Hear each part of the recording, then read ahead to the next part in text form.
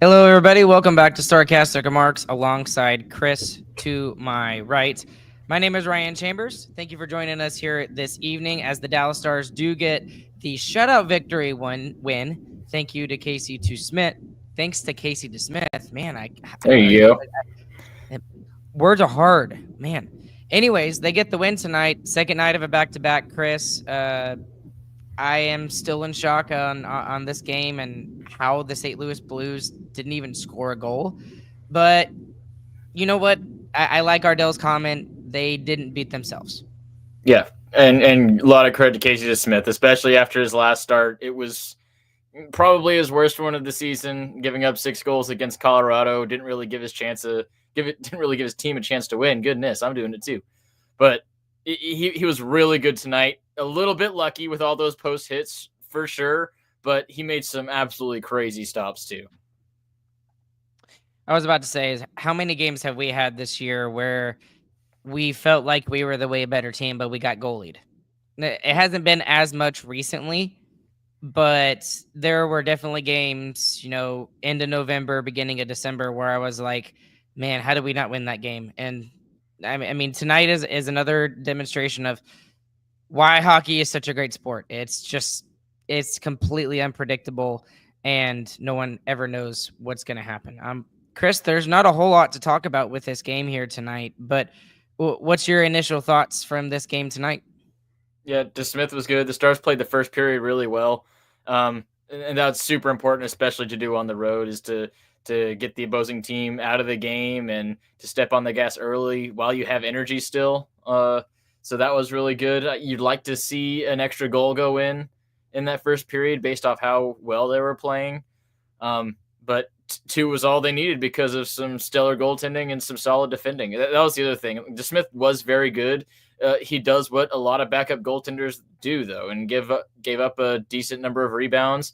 But there was always a guy in a white jersey to sweep the puck away. So I thought that part of the Stars' defense was very good.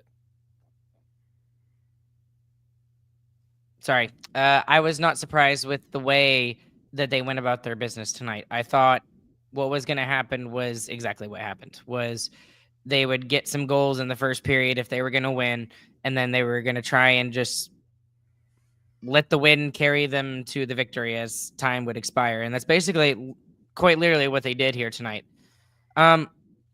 I do have a couple of questions for you. First one is, are you surprised by the decision to go with no fresh bodies in the lineup? Because we had both Blumel and Lundqvist who did not play last night, and they don't play tonight. Was it because, again, this is a lineup that the coaching staff, Jim Nill, everyone's looking at? Is that why we just didn't see any lineup changes? I don't think so. I'm wondering if it's more an injury deal, because he did mention before the game yesterday that there was some game time decisions to be made. So that makes me wonder, maybe there's sickness going around. Maybe it's a couple injuries with Blumel and Lundqvist. I don't know, but I don't think they would choose to go with Smith at forward 2 games in a row, especially tonight. He played 6 minutes at forward, and then he played 2 minutes, I think, penalty kill time tonight. So he didn't play very much at forward at all tonight. I was a little bit surprised by that. I was expecting Nils to get back into the lineup, but I mean, like you said, it was probably just an injury concern at this point with Nils, because we know he was dealing with something earlier in the year, and I don't think he ever came back and was fully 100%. And he's probably, it's not probably, he has had his best season as a Dallas Star this year. So again, it's just unfortunate for him to be out of the lineup 2 games in a row like that. But I understood it with the game against Vegas. I didn't understand this game why he wasn't in. The other thing I wanted to get into is comparing how the Stars played in their second night of a back-to-back compared to how Vegas played in their second night of a back-to-back. I was listening to DLLS earlier today, and just from the post-game recap that they did, and that was something that Owen was actually very, very impressed with, was how they responded, and the fact that even though they were down 2 goals going into the second intermission, they still pushed back for a third goal, and then honestly probably deserved at least a point out of the game. But Jake Oettinger did his thing. Is that something to be concerned about? Because we have won a lot, like several games on the second night of a back to back, but I don't think I've ever seen the Stars play as well in those games as we saw Vegas play last night, if that makes any sense. So Mm, does that make us? I don't want to say it, ask it like this, but does this make us less of a contender because of that? no, I mean back to backs don't happen in the playoffs unless it's in a COVID bubble, and it's Vegas was so amped up for that game because they just got knocked out of the playoffs last year in that building, and they were looking to come back and make a statement. And especially Jack Eichel was. I mean, if Jack Eichel wasn't on the ice for 23 minutes last night, the game wouldn't have been close. The Stars would have ran away with it.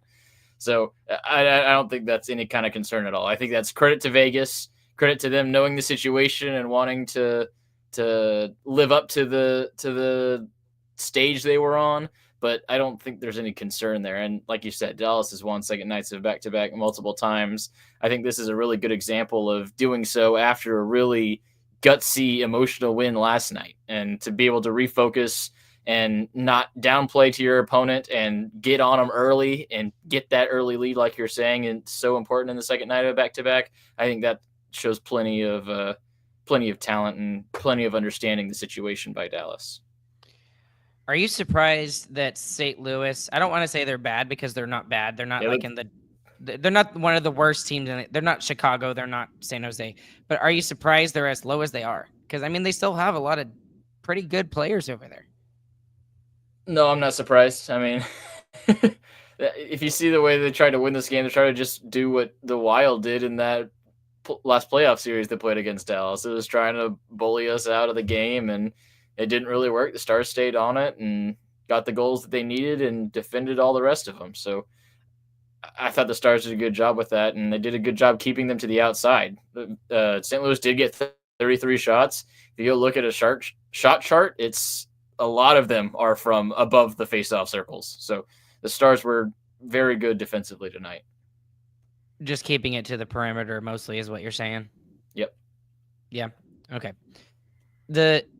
One of the things I want to talk about was the lack of discipline that we saw from the St. Louis Blues too.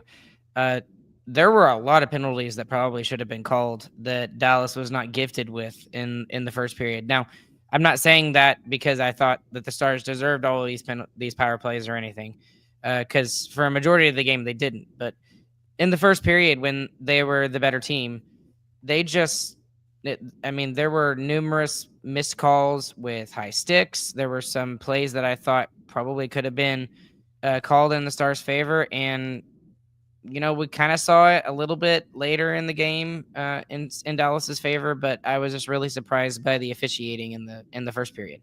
Yeah, the Stars definitely deserve to have at least 3 power plays in that first period. I don't know what the rest we're looking at, but I mean, they ended the game with having more power plays, so we'll take it.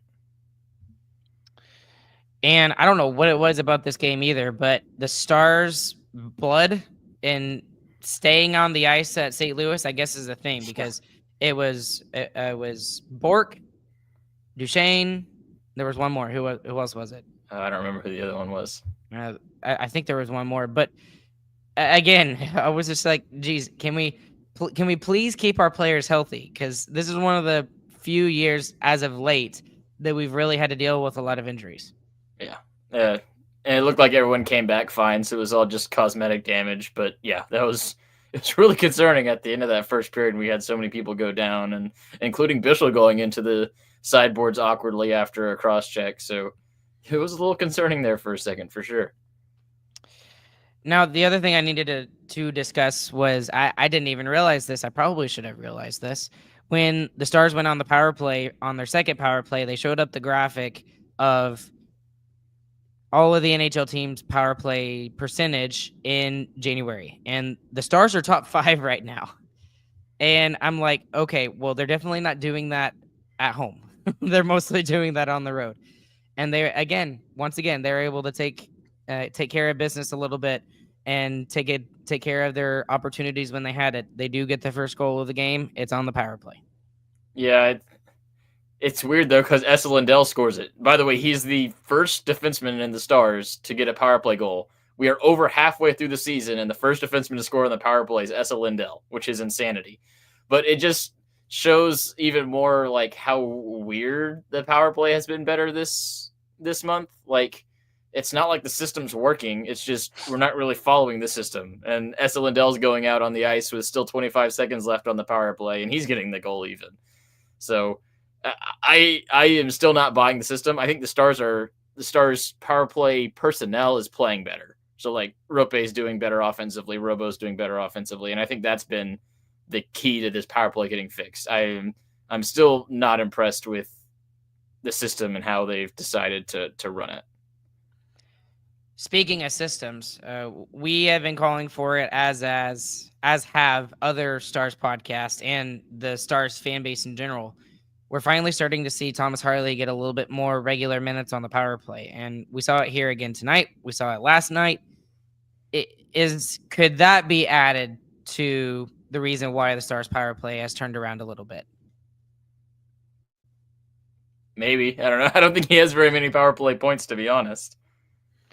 Well, but we're starting to see it happen a little bit more, and I don't know. I think it's finally nice to see him at least getting an opportunity on the power play, and it's not on the first unit, so they're not really taking Miro completely off like some people probably want them to, but Harley is getting, maybe 30 seconds to 45 seconds on the power play. So in the past few games, also with them, I guess, finally caving and understanding that they're not going to be able to play Miro on his left side, Harley's been absolutely dominant on that top pair. Tonight, him and Heiskanen log 17:30 total 5-on-5 together, and that's not including some penalty kill time that they had together as well. So both of those two are playing insane, and Harley has absolutely elevated his game playing next to Heiskanen. And speaking of that, I was curious because of what we saw with the time on ice last night. It's structured the exact same way. It's 25 plus minutes for Heiskanen and Harley. Lindell has 20 minutes, and then everyone else. So yep. Is this something we see moving forward from the Stars D core? Because it seems to work. I'm just afraid you're gonna, run out the gas of your two best defensemen. Yeah, this is not going to be every game for the regular season, but if you're in playoff time, I think you should expect to see numbers like this. Also interesting to note that Lyubushkin almost gets 15 minutes time on ice tonight. Dumba only gets 13 minutes. He's almost got 2 more minutes. He played really well, I thought, really showed the physicality, and it's super obvious on a team that doesn't hit at all whenever he's on the ice. So I think he's doing really well. I didn't really see it all that much, to be completely honest with you, but it was something that the patriarch himself noticed, our dad. What did you think of Sam Steele tonight? Because Dad, we were sitting right next to each other watching the game, and there were several times when he just made some ill-advised plays or couldn't get it out, or like, for example, in the last 5 minutes of the game, they win the faceoff pretty early on after they pull the goaltender, and looked like it was going to be an easy clear, or maybe even possibly get the empty net goal. And, he turns the puck over because it goes off one of the St. Louis members' stick. And then I thought about the fact that there were 2 rush chances that Steele had earlier in the game. I think it was in the first period, maybe early in the second. And he just didn't make anything of it. On one of the rush chances, he completely missed the net, kept the shot for himself, and then the other one he gave to Sankoven and didn't really exactly make a great play there either. So Sam Steele, anything out of him? I didn't notice the deficiencies you're talking about all that much, and I think it's also worth keeping in mind that this is a fourth line guy. Yes, he has an offensive upside more so than other fourth liners do, but he is still a fourth line guy playing up in the lineup due to injury. So I think that cuts him a good bit of slack in my book, especially with how well he's played this season. Evgenii Dadonov again gets on the score sheet for the Stars, playing on the top line when at the beginning of the season we all had him penciled in for the fourth line. And now it's partially because of his play, but also partially because of the injuries. But this is a guy who has really stepped up. And probably, I think he is the Stars' oldest player at 34, 35. This is probably one of the best seasons he's had in a really long time. And again, he's been really good. Yeah, if you talk about which Stars player is exceeding expectations the most, it's Dadonov for sure for me. He, like you said, he's supposed to be a fourth line guy for us. He's supposed to chip in every now and then play very well defensively. Other than that, but he's made it hard to take him off the first line. Rope's playing on the third line because of how well he's doing. So you got to give him a ton of credit. It's super impressive and it's super helpful, allowing us to have some good offensive depth, even without Sagan and Marchman. And now, speaking of that top line, it's not just because Dadonov has been doing well, but Wyatt Johnston has shown a lot of chemistry with Robertson, which is no surprise. Robertson normally brings out the best in players, and we can say the same thing about Wyatt Johnston too. So there's a reason why those guys haven't been taken apart. And honestly, I like the play by Pete DeBoer to, why break it up right now? They're doing really good. If they really start to struggle and then Robertson continues to slow down, which he's still not slowing down, in a game that had 2 goals, Robertson gets one of the assists, so he continues his ridiculousness. I mean, why take that apart? And then maybe you could get Stankoven going with Robe Hintz. I mean, Robe Hintz can normally get anybody going. So, and the reason why I'm mostly saying that is because Darren over here, they're not doing Rope any good on that line. There's arguments for both. I kind of see both sides. Where are you at? I think Darren is definitely a little bit right on that. It's going to be harder for Rope to get points there. But I also think it's good to have such a good two-way center on that third pair, and you can use that basically as like your checking line, which is insane to say Rope Hintz is on a checking line. And it's also a thing where I think if that top line does struggle, even for just 2 games in a row, it immediately you pull the plug and you put Rope back up there. I think it's on a short leash still, despite how good it's been. And I think Rope goes up there at the first hint of something going wrong. Heck, it could even be that line is still playing good, but the Stars just need a jump, and Rope will go right back up there. So it's not going to be a permanent thing for me. You want to keep Dadonov hot as long as he's rolling.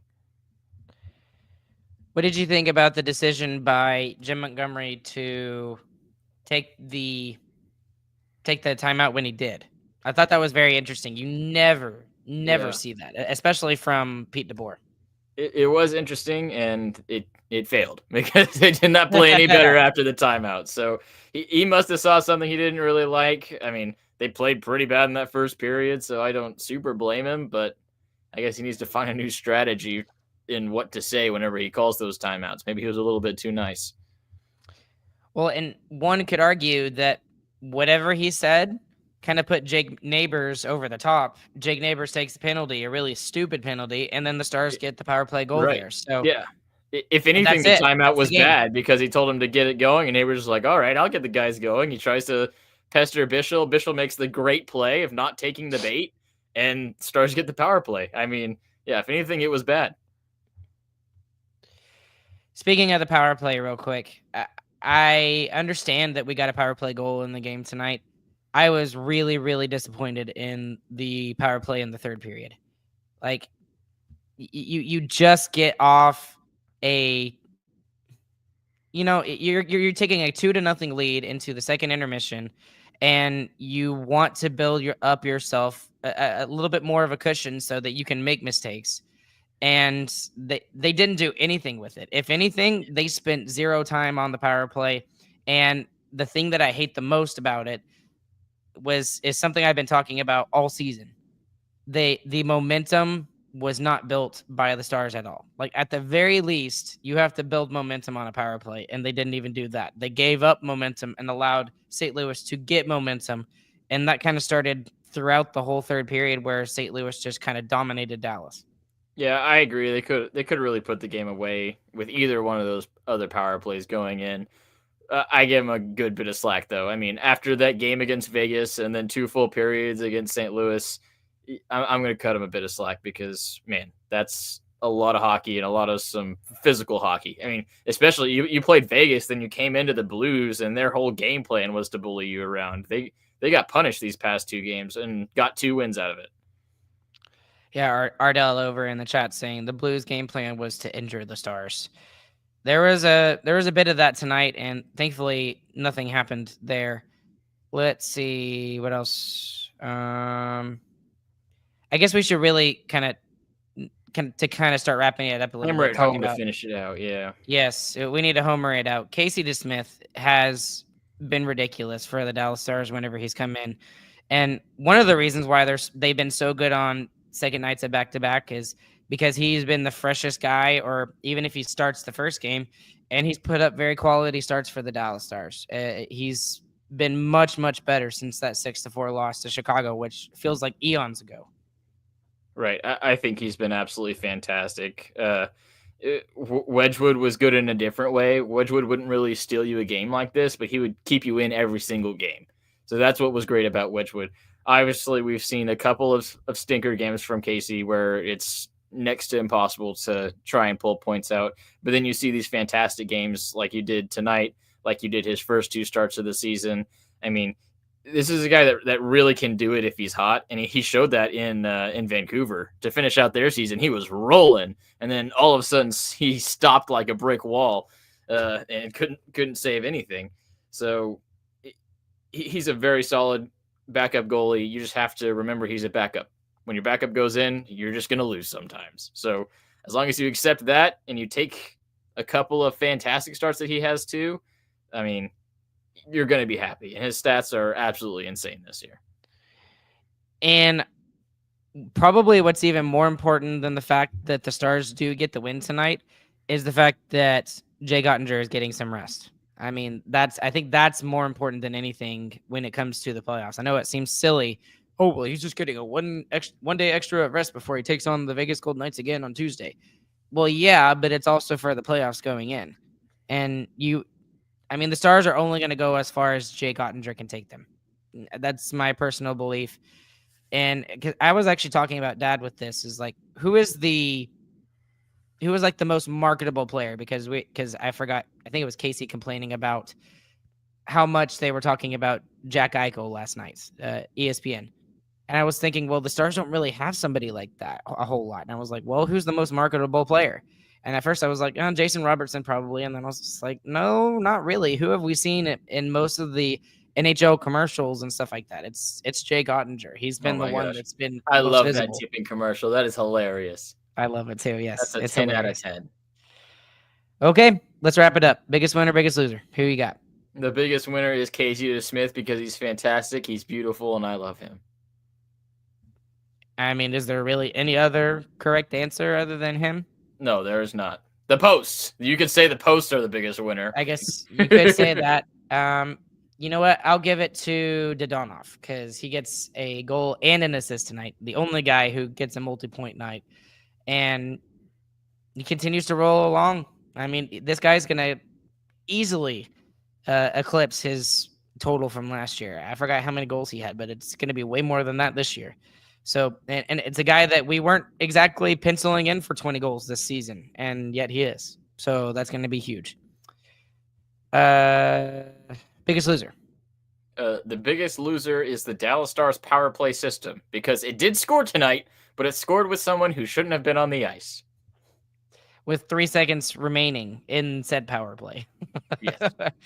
So it looks good, at least for the stat sheet and for the power play percentage. I'm still going to take it. I'm happy. I'm happy we got it, but that wasn't because the power play was fantastic.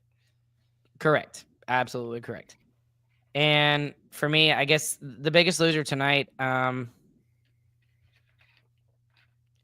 guess I'll just say just the Stars' legs. Their energy was just gone after the first period. It did not exist after the first period. So I guess that's the biggest loser for me. And you just got to win games like that sometimes. You got to win games where you know you're not 100%, you know the other team's playing better, and like we say a lot, good teams find a way to win, and they found a way to win this one. Exactly my thought, Chris. All right.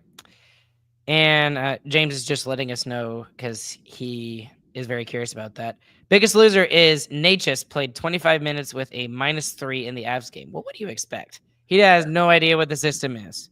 Bro was in Carolina just a few hours ago. Right. No joke. No joke. Hey, how do they get their guy so quick and we got to wait a week before Tanev can play for us? That's crazy. Something to do with... I know, it's borders and garbage, but still, stupid. Anyways, y'all, thank y'all so much, as always, for following along with us live here. There's even more of you who are listening afterwards. Please consider clicking like and subscribe if you're watching on YouTube. If you're listening on the audio side, leave us a 5-star review. We'd really appreciate that. Thank you to DraftKings Sportsbook and that Pick 6 option that they have brand new. It's THPN is that promo code. And as always, StarcasticRemarks.com is the website. Alongside Chris, my name is Ryan. We'll catch you guys on the flip side. We'll be back with you guys again on Tuesday when the Stars take on the Vegas Golden Knights at the Fortress in Vegas. Chris, what have you got for us tonight? Aw, they're sad. Because blues. Ha. GG, boys.